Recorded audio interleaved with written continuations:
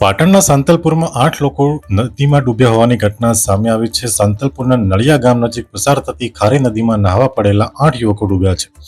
સ્થાનિકોની મદદથી 5 યુવકોને સમયસર બહાર કાઢી લેવામાં આવ્યા હતા। જોકે તેમાંથી એક યુવકનું સારવાર દરમિયાન મોત થયું છે। એનડીઆરએફની ટીમ દ્વારા લાપતા યુવકોની શોધખોળ શરૂ કરવામાં આવી છે।